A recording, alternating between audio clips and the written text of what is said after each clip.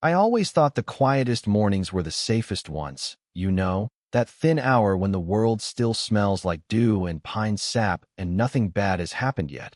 But the morning my lake turned on me, it wasn't loud, it wasn't dramatic, it whispered, like trouble sometimes does. And I didn't even hear it until my hands wrapped around a coffee mug and my boots hit the cedar planks of the dock my grandfather built with his own calloused palms 50 years ago. The lake was calm, the kind of still that makes you feel like God is holding his breath, mist sliding across the water like silk. And for a second, I swear I felt peace, the sort that sinks into your ribs and defrosts whatever life has frozen in you. Then I noticed it, tiny, strange ripples near the shoreline. Not wind, not fish, more like movement from construction across water, faint, rhythmic, intrusive. At first, I shrugged it off. County had been talking about widening the highway a couple miles out, and sound carries weird over water. Echoes turn harmless things ominous.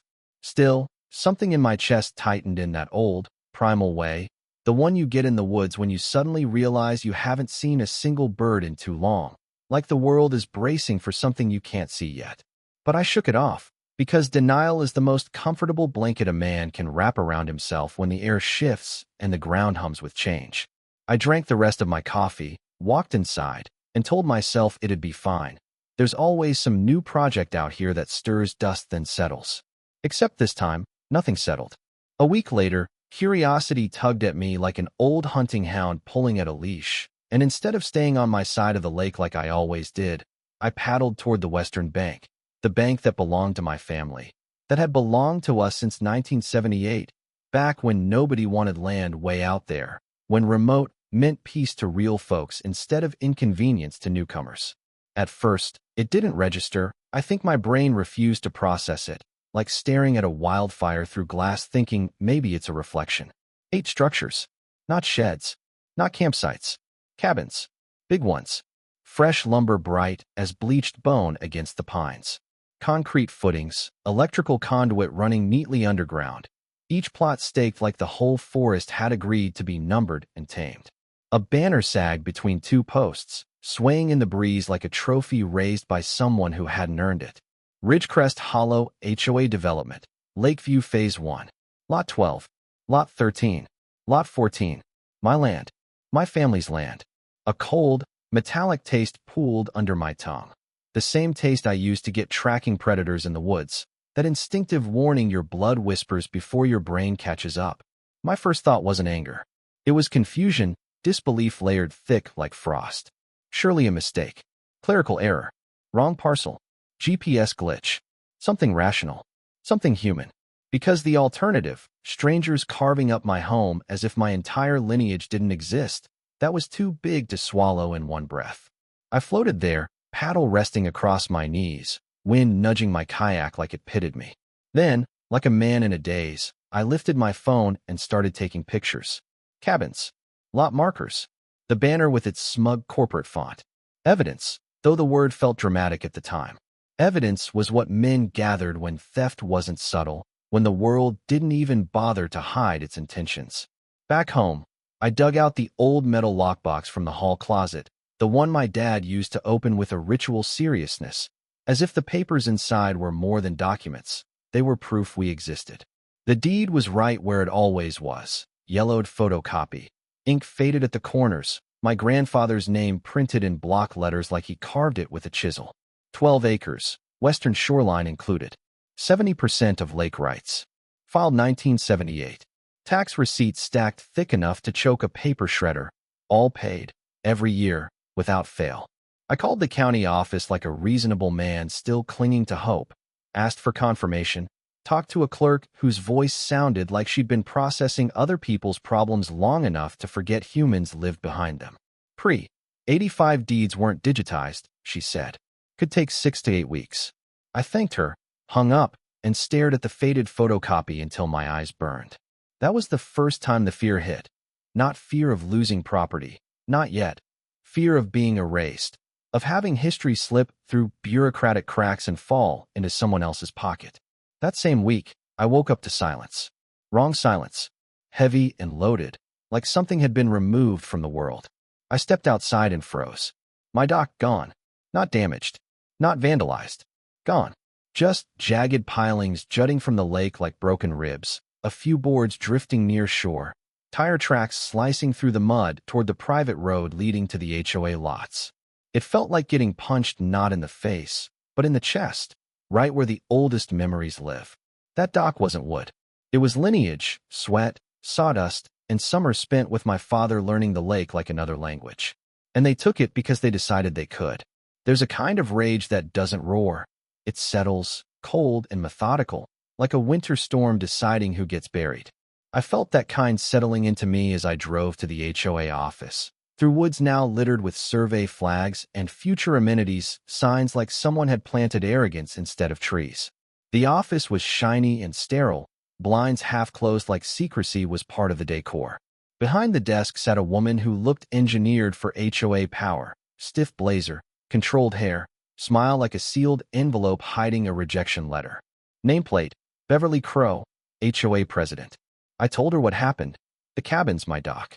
She listened like she was waiting for me to run out of oxygen. Then she rolled out a new plat map, like a magician revealing a trick she thought I'd admire. According to county records, she said, the western shoreline was HOA common space. My land, repainted blue on her paper, like ownership could be erased with the right shade of bureaucratic ink. She told me if I had proof, I could submit it. Until then, stay off community property. She said community like it was a weapon. I walked out of that office feeling something ancient wake up inside me. The kind of resolve you don't choose. It chooses you. Passed down quietly through stubborn blood and men who built things with their hands because that was the cleanest kind of truth. That night, while the lights from those illegal cabins glowed across my lake like taunts, I opened my laptop and searched 3 words I never thought I'd type. Quiet title lawsuit process. If they wanted a fight, they'd get one, not with fists, but with patience sharper than any blade. They thought I was alone. They thought paperwork could bury legacy. They thought silence meant defeat. They were wrong. I didn't sleep much after that, but it wasn't anger keeping me up, not exactly. It was clarity, that sharp kind that only shows up once you realize the neighbor at the fence isn't confused. They're intentional. The kind that makes you sit in the glow of your laptop at 2 a.m. scribbling notes, bookmarking statutes, whispering to yourself. If they want war by paperwork, then paperwork is what they'll get. And there's a certain kind of quiet revenge in learning the language of the people who underestimated you. One statute, one case file, one late-night forum thread about land disputes at a time. By morning, I had a legal pad half covered in chicken scratch handwriting, quiet title action, adverse possession, county records retrieval, pre-85 archive request, land survey verification. Things I never thought I'd spend my life doing. But funny how fast you pick up skills when your home is at stake, and someone in a navy blazer talks to you like you're already defeated. 3 days later, a letter showed up taped to my door. HOA letterhead, stiff and smug as a church bulletin. $500 a day fine for unauthorized lake access. My lake. My access. They fined me for dipping a paddle into water my family owned before that president even learned how to spell mortgage. I laughed. One of those dry, humorless laughs that don't feel good at all. Then I folded the letter and slid it into a binder I had labeled evidence like I was preparing for the most polite war in American history. Because that's what HOAs do. They weaponize etiquette, they turn paperwork into a blade, and they count on you being too tired, too broke, or too naive to fight back. I called attorney after attorney. Most didn't want anything to do with HOA litigation, said it was messy, political, a swamp they didn't want to wade into. But finally, in a cramped office above a bakery that smelled like cinnamon rolls and combat the system energy, I found one. Name was Callan Reeves, glasses perched always too low on his nose, sleeves rolled, voice like gravel. The kind of guy who'd seen enough bureaucracy to stop believing in coincidences. He read my papers slowly, like tasting whiskey. You got a case, he said finally, tapping the old deed copy. You just need proof the original exists. And someone who can authenticate the 1978 survey. Then he leaned back and smirked. Ever met the surveyor? I blinked. He'd have to be what, in his 80s? Callan shrugged. Sometimes the truth needs an old man to sign it. So there I was the next week, walking into a county historical archive, dust thick enough to write your name in, fluorescent lights buzzing like tired bees.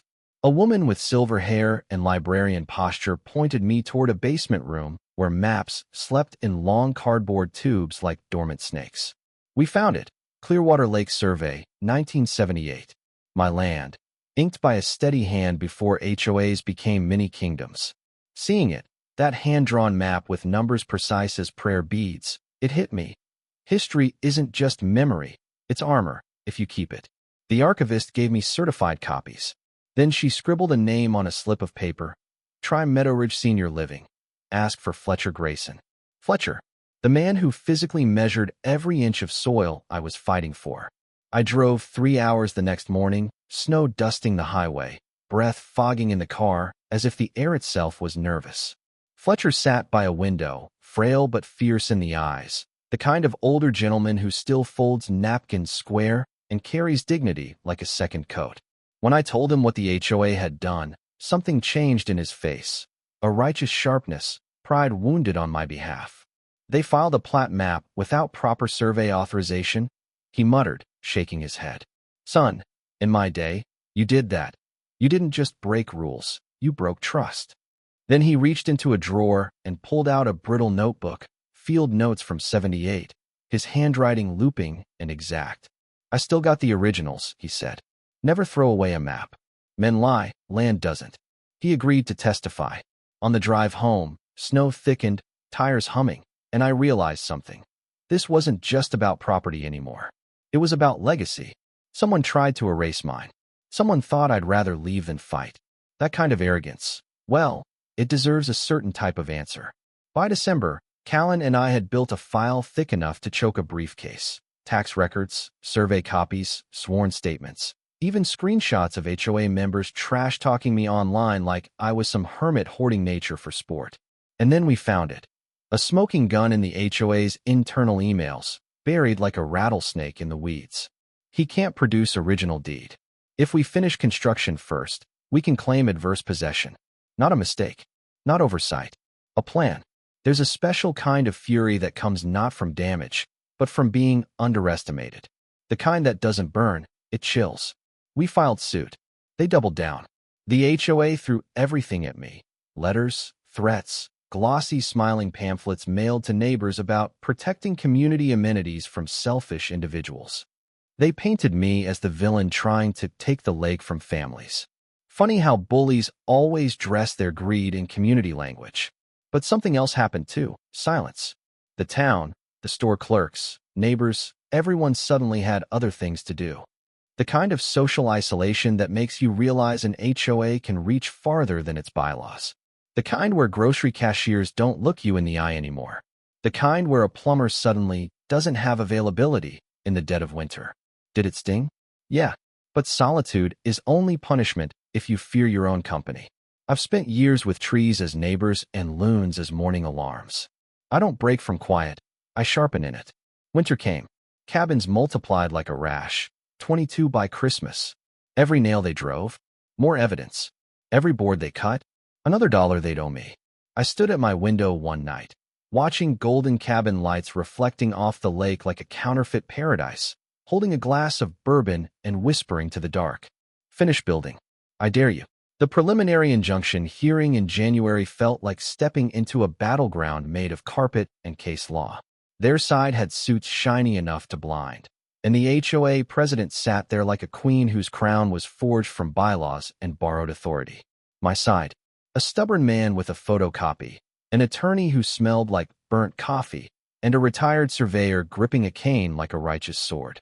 And yet, when Fletcher spoke, steady, unwavering, the courtroom shifted. Truth has weight. Real maps carry a gravity no spreadsheet can fake. And when Callan showed that email, the one where they planned to steal by paperwork, you could hear anger ripple through the gallery like wind through reeds. The judge's gavel hit wood, and everything paused, frozen like the lake outside. All construction stops, she ruled, and the plaintiff retains lake access until resolution. Not a victory yet, but momentum, the kind that tastes like the future. Driving home, snow falling thick, heaters blowing warm against chilled resolve. I gripped the wheel and whispered to myself, voice steady as ice forming on pine branches. They thought silence meant surrender.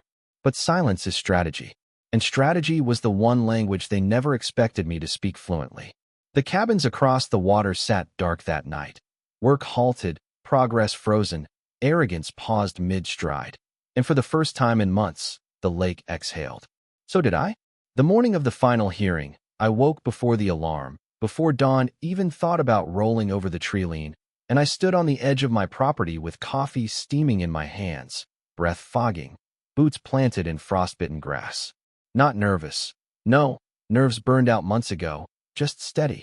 The lake was granite still, a sheet of silence stretching into a horizon bruised with early light. And I remember thinking, this water has seen every chapter of us. Birth, loss, rebuilding. And today it sees justice come home. When I arrived at the courthouse, the parking lot was already full. News vans, tripods, folks bundled in winter jackets holding reusable coffee cups like shields. The HOA members were gathered in clusters, matching Protect Our Community shirts layered under puffer vests, like branding could turn wrongdoing into righteousness. Beverly Crow stood among them, spine stiff as a frozen fence post, jaw tight enough to crack teeth. She didn't look at me. Pride makes cowards clumsy like that. Inside, the courtroom felt smaller than last time, though maybe that was just the weight of anticipation hanging from the ceiling like icicles ready to snap. My attorney, Callan, leaned in, voice low like a coach before a final inning. Stay calm. Stick to facts. We already won in the evidence.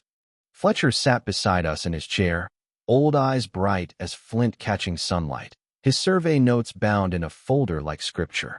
The HOA's lawyers filed in, suits crisp, expressions rehearsed, briefcases stuffed with arguments thinner than ice on a March pond. They tried to smile like confidence, but it looked more like desperation wearing a borrowed coat. Judge Fairchild entered with the kind of controlled pre-sank. Callan began, deliberate and grounded, walking through each step like building a house from foundation to roof. Original survey, tax records, field notes, chain of ownership, certified copies, estate filings. Evidence stacked like timber, one plank at a time. Then Fletcher spoke. Slow, steady, voice worn by time but reinforced by certainty. He explained his measurements, his field logs, the ethics of surveying like a craftsman explaining sacred tools. And when the HOA attorney tried to suggest memory fades, Fletcher tapped the notebook and said, I don't need to remember. I recorded truth as it was. And truth doesn't expire just because someone prefers convenience. A murmur rippled through the crowd. Respect, awe, maybe even guilt. There's something about an honest elder defending the work of his life that makes liars shrink inside their suits. Then came the moment, the email. Callan projected it onto the court screen, each pixel a nail in their coffin. If he can't find the original deed, and we finish fast enough, we can push adverse possession. Words crafted in arrogance, inked in entitlement, revealed like rot under peeled bark. You could feel the oxygen leave the room. A couple HOA members stopped breathing long enough to realize the person who promised community had gambled their wallets and futures on a lie dressed as leadership. Beverly stood to defend herself, spitfire simmering. This is taken out of context. The judge snapped. Sit down, Ms. Crow. You'll speak only when asked. Funny how fast power evaporates when held up to the sun. Arguments sputtered from their side like wet matches. Their survey map? Signed by an engineer, not a licensed surveyor. Illegal. Permits? Approved without verification. Sloppy. Their narrative? Built on convenience and confidence rather than law and truth. And the judge saw through all of it, like Windex across a dirty window pane. When she ruled, she didn't raise her voice. She didn't need to. Mr. Donovan holds legal and rightful ownership of the 12-acre parcel. The HOA trespassed knowingly. All structures erected on his property must be removed within 90 days. Damages of $750,000 awarded. And a formal public apology will be published. There was no applause, not at first. Just a deep, collective inhale. A sharp exhale. Then chaos. Whispers. Gasps. A couple angry shouts hushed by security. Beverly stood frozen, jaw slack, illusions cracking like ice under too much weight. I sat there. Still. Shoulders relaxed. It wasn't victory like movies sell it. It was the return of balance. Quiet. Firm. Deserved. Callan squeezed my shoulder and said, Sometimes the system works when you drag it all the way to the finish line. I nodded. Thanks for running beside me. He shook his head. You did the hard part. You refused to fold. Outside, reporters shoved microphones out like fishing poles. I just said, respect land, respect history, and don't mistake silence for surrender. Then I went home, to work. Because justice isn't the end, it's the reset. Demolition began in spring. Workers with excavators and trucks rolled in like an army, undoing arrogance plank by plank. Cabins came down, sawdust clouds rising where entitlement once stood proud. No gloating, just steady watching, documenting, making sure the lake saw it through. EPA fines hit them next, $500,000 for environmental violations. Failure built on failure, one oversight at a time. Neighbors who once crossed the street to avoid me now knocked on my door, eyes tired, voices soft, apologies trembling between pride and regret. Some meant it. Some tried to save face. That's life. And the land healed. Seedlings pushed through disturbed soil. Water cleared where silt once clouded it. And the lake reclaimed its reflection.